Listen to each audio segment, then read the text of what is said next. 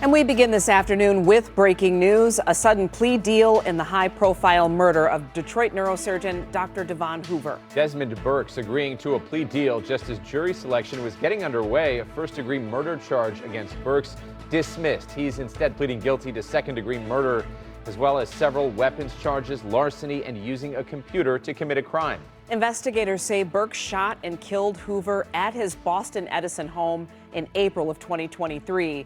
7 News Detroit reporter Whitney Burney joins us live from the newsroom with reaction from the defense and a close friend of Dr. Hoover. Whitney. Well, Simon, Glenda, this guilty plea certainly a shock for many, as jury selection had been underway for the last 2 days, and this case has been ongoing for almost 3 years now. But those close to Hoover say they're relieved that they can forgo a lengthy trial and begin moving forward. Pled guilty to a lesser charge of second-degree murder after police say he shot Dr. Hoover and wrapped him in a carpet in April of 2023. Police do believe the two had an intimate relationship. Burks also pled guilty to using a computer to commit a crime, 4 weapons charges, and larceny after police say he left Hoover's Boston Edison home with cash and valuables. He also pled guilty to a manslaughter charge in a separate case where he killed a man during a road rage incident. Burks agreed to serve 10 to 15 years in prison in that case. After today's hearing, we heard from Burks' defense attorneys about the abrupt plea from their client. I also got a chance to speak with a close friend of Dr. Hoover's. Well, I'm still a little bit in shock. Devon's sister just called me and gave me the news.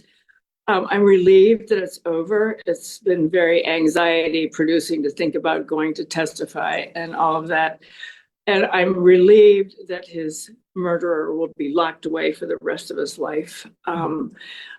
Nothing can bring Devon back. And the people that are still suffering are his would-be patients. You saw that we've been picking a jury for 2 days now. We've gone through a lot of effort to pick a jury. We've done jury questionnaires. We had them in yesterday. We had some in today. Some more were coming tomorrow. So, it was a bit of a surprise to all of us. But at the end of the day, that was his decision. Now, Burks is set to be formally sentenced at the end of next month. Under that plea agreement, he will have to serve a minimum of 40 years in prison before he's eligible for parole. Live in the newsroom, Whitney Burney, 7 News Detroit.